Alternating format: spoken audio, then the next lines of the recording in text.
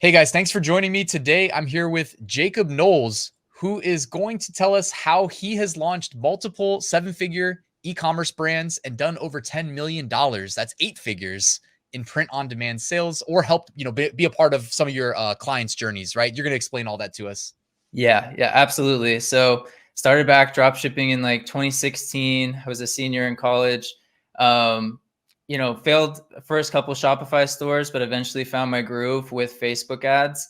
Facebook ads and Instagram ads definitely was my focal point. Building my print on demand brands, building my e-commerce brands. Eventually got to the point where I actually had people reaching out and seeing if maybe I would help them with their Facebook ads and help them scale up their existing brands. And so, for the last few years, I've been building my print-on-demand brands and helping other people do the same for themselves. I want to know more about because I had the same thing where I learned how to build websites in college. Like that was like kind of my thing. And so I never had to advertise. People just like in my networks, just said, everybody knew somebody that needed a website. So like, how did people end up reaching out to you about help with like running ads? And I wanted to know also who's doing your fulfillment back then, just out of curiosity for your orders. Yeah. So essentially it was from posting some results. I would get excited and I would post a story about a product that was working well for me, or a Facebook ad strategy that was working well for me. And then I would get, some other people in the same, markets and selling some of the same things, they'd reach out and they want me to help them with their Facebook ads. Fulfillment wise, mainly Printful. Of course, back then there weren't as many print on demand suppliers available. So Printful was our main go-to. And as they scaled up, I recently did a Facebook ads case study for a client where we helped them scale to 1 million and beyond. They were essentially doing print on demand at first, and they were eventually able to transition to actually getting a warehouse and doing some of their orders from there as well. So they still do a fusion of print on demand and in-house fulfillment. That's awesome too, because I just interviewed somebody else just last week who basically had scaled up a business, very similar trajectory in that they were doing the POD, but it was almost like it validated the concept. And if it, I'll just tell you what it was because we showed it in the interview. It was like yoga leggings were one of the products that they sold really well. But if you're using like Printful to fulfill those, I mean, crazy high prices. Not a knock on Printful. I'm sure it's just associated with doing it on demand. So they ended up just like finding the winners, the best of the best, pre-ordering them at, a significant discount, and then sending them to a, 3PL. So yeah. I'm interested to see the case study. It's cool. Yeah, definitely. It's super exciting. Those I think we're going to reveal the store here as well and kind of show what they were selling. But they found a niche for themselves that worked really well. And then they were able to just double down on designs. And we can also talk about some of the offers that they had, because it wasn't just the products that they were selling. They may have a product that's working well for many different brands, but they would pair it with an offer. And of course, this comes in with the Facebook ads as well. We would pair it with an offer like get a free hat or get buy one, get one free, something along those lines. And we would outpace and outcompete our competitors. We get cheaper clicks, we get cheaper costs per purchase. And then we'd also build an audience of people who would want to have, they'd want to purchase multiple things from us over time. So we'd have a higher average order value. So yeah, those are all like, I mean, I'm not trying to pretend to be the Facebook ads expert, but obviously too, yeah, the average order value is an important concept. If we can bump that up, whether we're running Facebook ads or any ads really. I mean, not even running ads. This is one of those things that I made kind of a point of doing in my Etsy listings this year, was like adding multiple products with the same design. Because if it's a winning design for a t-shirt, they might want it on a sweatshirt too. Make it available. Little things like that can really bump up, I feel like, your revenues. Definitely. By the way, we haven't mentioned your YouTube channel. Do you want to do a quick plug for that? And on the intro, I'm going to make sure I do an overlay so that everybody knows to go check out your YouTube channel, because I love talking to other like POD successful entrepreneur YouTubers and whatnot. So why don't you tell them what they can expect to find there? And I'll put it at the first link in the description. Definitely. So over the past couple of years, I've been sharing my journey. I don't want to try and say that I'm, an expert and that I know everything. I mean, part of the reason why I started my YouTube channel was so that you could see behind the scenes what I'm doing, not only for my own businesses, but also for my clients. And that way, as I grow and as I continue to learn new things in e-commerce, hopefully some other people can gather some value from that as well. So if you like learning about print on demand, if you want to see some of the latest updates with even like artificial intelligence, like AI art and stuff like that, we'll be talking a lot about that on my channel. So definitely just looking to help people any way that I can and offer, any insights to help them grow faster and make more money online. Yeah, it's criminal how some channels have like way less subscribers. I talked to like Chris Heckman, kind of similar story to you in a sense of like his success story and what he's been able to accomplish. And like, you guys should have so much more subscribers. So I do hope that like we can shine a light on your channel and get you some more. By the way, before we start talking like about the case study and all that stuff, kind of more in line with my typical subscribers that are watching and what they might be interested in, like, do you want to talk about other ways that you're selling POD? I know you mentioned you're successful with Amazon merch. Do you want to tell a little bit about that? Absolutely. So my strategy, at least the way I see it, is I have Shopify brands, but then I take those products and I sync them up to Etsy. I sync them up to Amazon FBA. And then also I do Amazon merch, which is a little bit separate, but still very, very lucrative to be in. And then that way I still have some passive and organic streams alongside the paid traffic that I'm running with Facebook ads and Instagram ads. It's also a good testing ground. You can list your products on these marketplaces. And if something's starting to sell well on those marketplaces, it might be time to try and test it again on Facebook ads and direct that traffic back to your Shopify store. I would say going into 2024 and beyond, we're probably going to see TikTok Shop. We're going to see Facebook Shop like directly on the platforms become more important. So we may see a shift away from Shopify and a little bit more of a shift towards TikTok Shop and Facebook Shop and things of that nature. But I'm also in the Amazon affiliate program lately. That's been a really good thing. Is that influencers? Influencers or affiliate?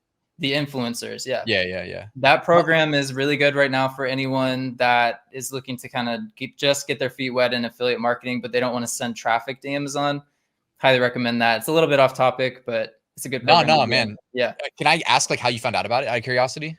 Actually, it was from one of your videos. I heard about the opportunity and I was like, dang, I at least want to try and apply and see if I can get in. Got accepted pretty quickly and just started uploading some stuff around the house that I had. And it's really cool, guys, because the amount of work you would need to generate to send traffic to Amazon to get the amount of commissions. I'm already at 1,000 monthly and I just started like 2 months ago. That would require a lot of time and effort to build up that much traffic and send over to Amazon most of the time. But with it being on site, with my videos getting placed on the actual product pages, as Ryan talks about a lot, it takes up a lot more digital real estate and you get more opportunities to earn commissions. So dude, that's sick, man. Like, and you're embarrassing me now. I've only really done like 4 days worth of like recording. So that's my excuse. My last 7 days were $125 profit. So it's not too bad. I think I did the math and it was like plus $6,600, I think, annually. I always think like, extend it out to a year. Same. So it's like you spend 4 days working, maybe you add a fifth of like uploads and stuff like that.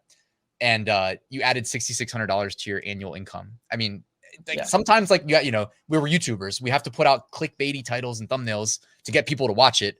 But like that's one of those opportunities that I'm really hoping people follow through with. My girlfriend's, by the way, killing me. She's crushing me. Yeah. She's doing a little bit more effort, but yeah, like, so between us, we're doing really well 2 months in. So glad you found that video useful. Definitely. Yeah. Yep. So now I want to learn from you. All right. Now you got to repay the favor. All right. I'm like genuinely interested in how to succeed with, when we say like Shopify print on demand, like what are we really talking about? It's like our own website where we own, basically the whole thing, every aspect of it. So do you want to talk about like this case study or really any of your brands or anything that, would be interesting? Yeah, definitely. Let's talk about Greater Half. They're essentially the client case study that I did recently. On my Facebook channel or on my YouTube channel, you can go and watch that for the full case study. But essentially, they're a patriotic brand. I would say even like going into 2024, there's going to be obviously a lot of politics going around and stuff. So this might be a good niche for people to consider. But they came in and they wanted assistance with scaling their brands. They had some Second Amendment jerseys that were kind of popping off and kind of working for them, but they wanted more consistency. And so we came in and we helped them develop more products and do more testing on Facebook ads.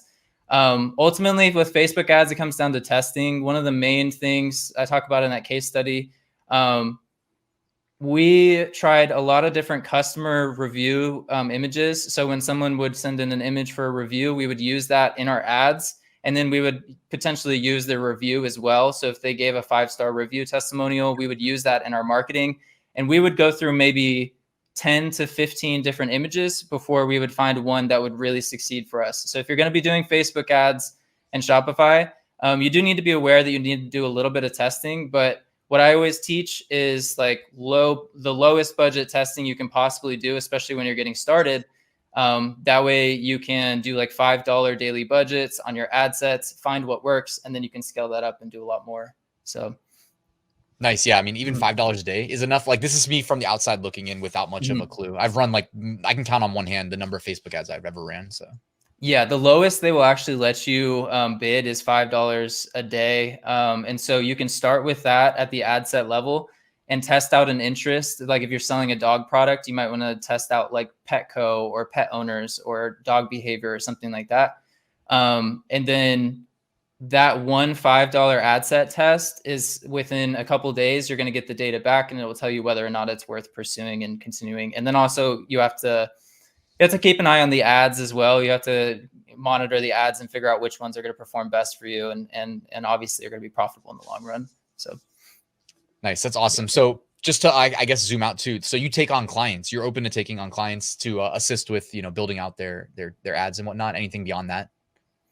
So I'm opening group coaching pretty soon to basically get closer with my audience and be able to kind of handhold them along the way and help them figure out what products they want to launch, show more client case studies of what's worked well for them, showing behind the scenes in my own business and everything. So doing group coaching and then one-on-one consulting as well to help anyone that has any growing pains in their print-on-demand business, or if someone's just looking to launch and they need some assistance as well.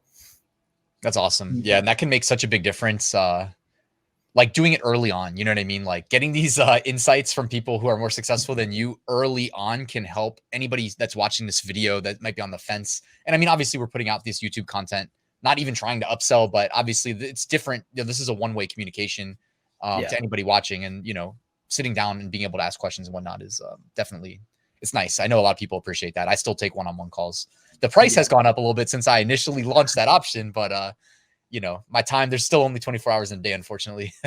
Yes. Yeah. And I really just try and help people where they're at. So if you have a successful brand that you're wanting to take from, you're just not able to scale it as far as you want to, I can work with you there. Or if you're a beginner and you're trying to figure out how to set up your Shopify store, your Etsy store and everything still, I can help you there too.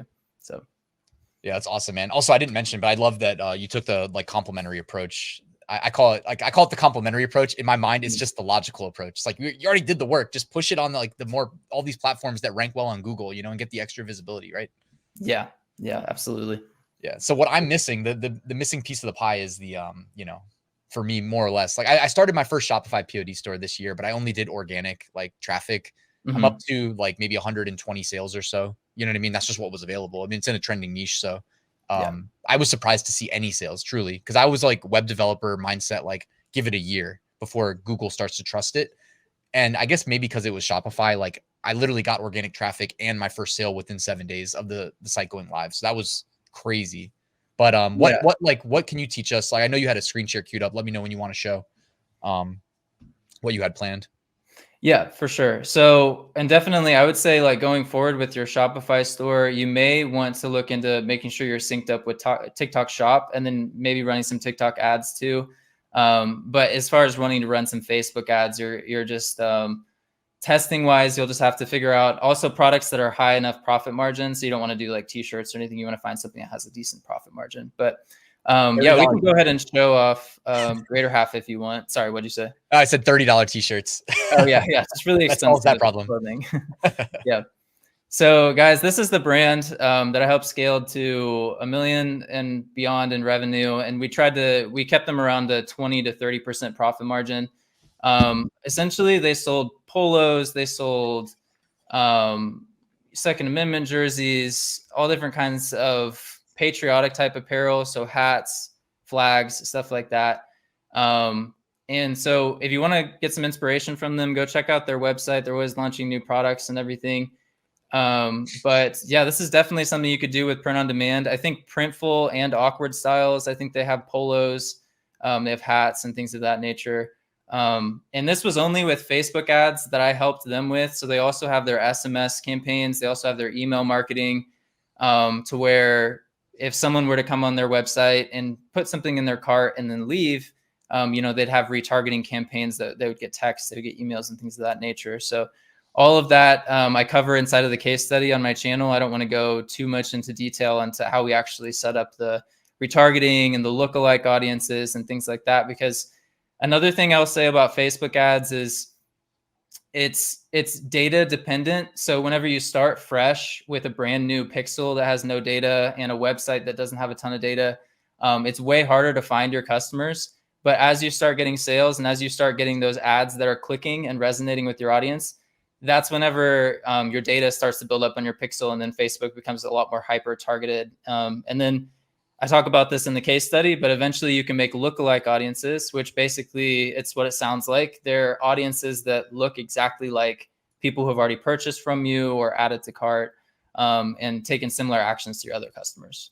Yeah, I mean, I was going to ask you to kind of elaborate on that, but yeah, that's a great, it's good to know that those exist, right? Like, I remember prior to me knowing they existed and then finding out about them, I was like, damn, that makes a lot of sense. You know what I mean? Just as my former, web developer brain, I'm like, yes, that's leveraging that information, that data that they have, and in a way that makes a lot of sense. And then obviously probably, I mean, I don't know, do they charge extra for us to target lookalike audiences just because we're like leveraging their data to kind of tap into new markets? Like in your in theory, as far as I know, they don't.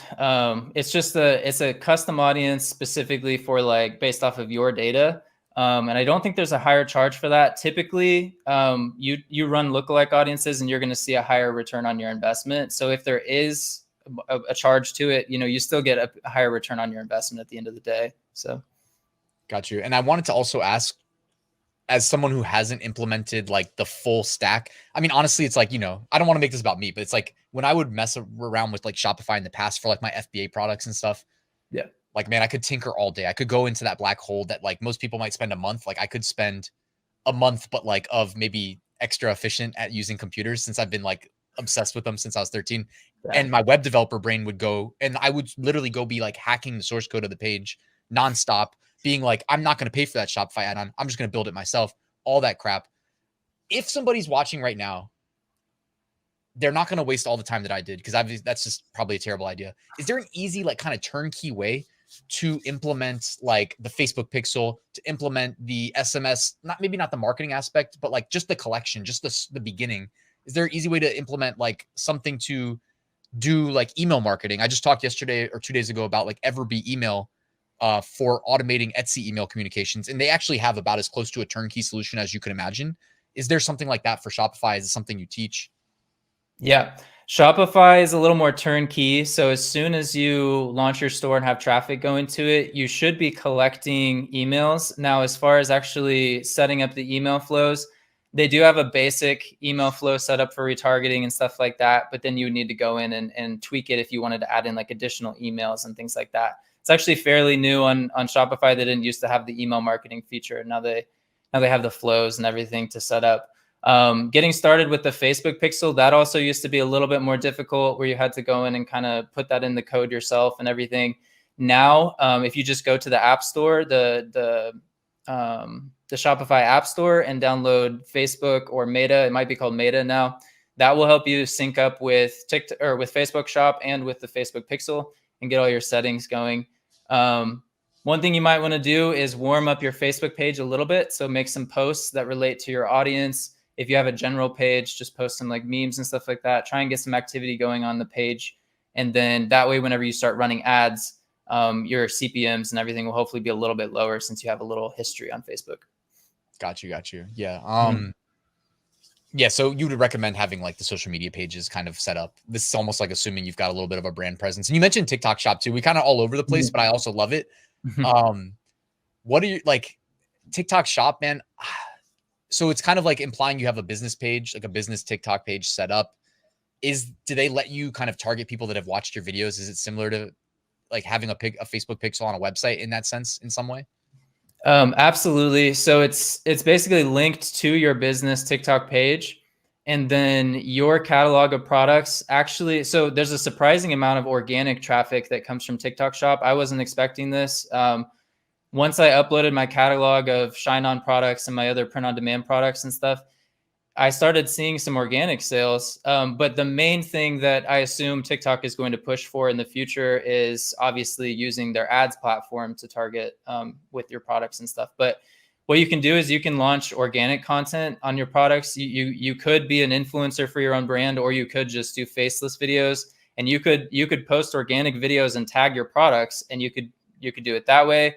You could just upload your catalog and not do anything, and you could get organic sales that way. Or you could, if you really want to scale it, then you would list your products in the catalog and then launch TikTok ads and run advertisements to those products. So, and are you pushing to like, are you doing like kind of a middleman like Shopify to TikTok, or are you going direct to TikTok Shop? So with Printful, I'm directly integrating with TikTok Shop with Printful. With Shine On, since they don't have a direct integration, I'm using my Shopify store as like a middleman to connect to TikTok. Got you. Yeah. So I'm sure somebody's going to hear that and want to know. Yeah. When I sat down with Eric, man, he was hyping the, did you mention the like acrylic blocks type stuff, or what are they called? Like the LED, I don't know. You have any suggestions the LED, on like the Shine On catalog? LED acrylic art. And for a long time, I didn't exactly know how to sell that product. I saw him talking about it and saying it was selling. And I know some people were taking the message card messages and putting them on the acrylics, and that kind of worked. But what I'm seeing work really well right now for the LED acrylic signs are like kids' nightlights. So whether you personalize it with their name or whether you just have like a kids themed like nightlight, it actually ends up working pretty well. Because it's an LED light up sign and stuff. So yeah. There you go. Anybody that's still watching, you need to write down and take it and run. I'll drop my link to Shine On, shameless plug, in the description too, in case you're not already. It'll be underneath Jacob's YouTube channel though. Should I link them to your channel or to the case study? What do you think's better? Let's go to the case study. Okay, yeah. I think that's good. Yep.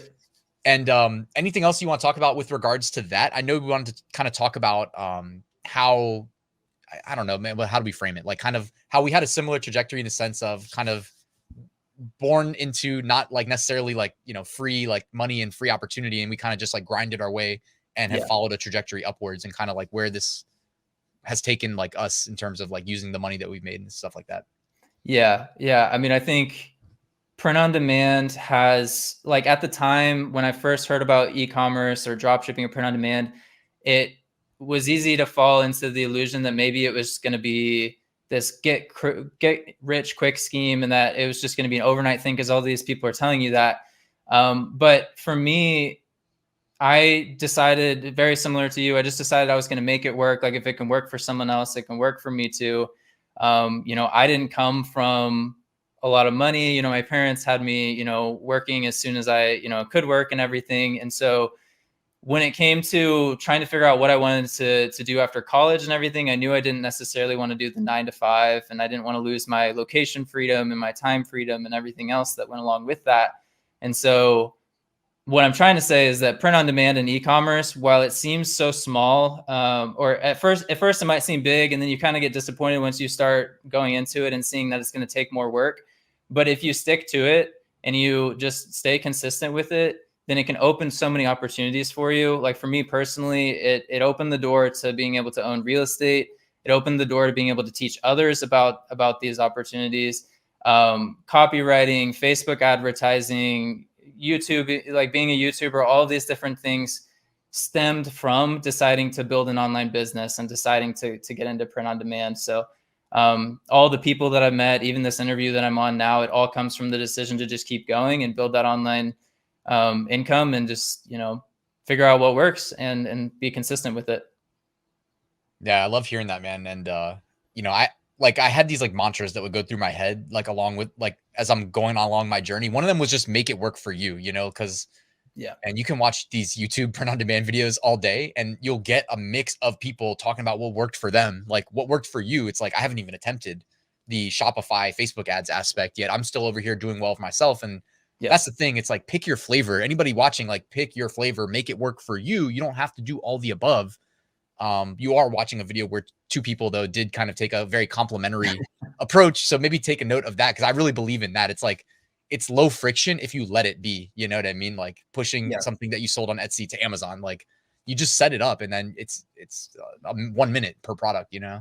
Yeah, find those low friction opportunities. Try and eliminate anything that's taking too much of your time and isn't giving you that output, you know, the 80-20 principle type thinking. So definitely agree with that. And before we leave, man, I want to know, like you said, real estate, anything else you're any other cool ways you're putting your money to work? Like I try to be well hedged, well diversified in like a traditional sense. You know, like I don't mind, we don't have to turn it into a crypto discussion, but it's like I'm bullish on that in the near to, you know, 2024. I don't know how long. I'm not like long term outside of just owning Bitcoin that I'll never sell. But and like maybe real estate, you know, that I have, but anything that you have in terms of generating some alpha in our investing. I'll throw in my 2 cents. I'm not going to say I'm an expert on crypto or anything, but I'm seeing some activity with AVAX. There's a lot of games and stuff being built on AVAX. So that's my 2 cents. And then, you know, but what I try and focus on is dividend investing. I don't know what your investing strategy is. I like cash flow. So dividend investing is appealing to me because even if the market's tanking, I'm still getting dividends and stuff. And so real estate, when I focus on real estate, I'm not buying something to try and hope that it increases in value. It probably will, but I'm looking at the cash flow. So if I buy a property and then I put it on Airbnb and I rent it out, I'm looking for a profit. I'm not just looking to cover my bills and everything. So investing wise, I would say, you know, don't even focus on investing until you kind of build your online business up and you have a little bit more time to look into that kind of thing.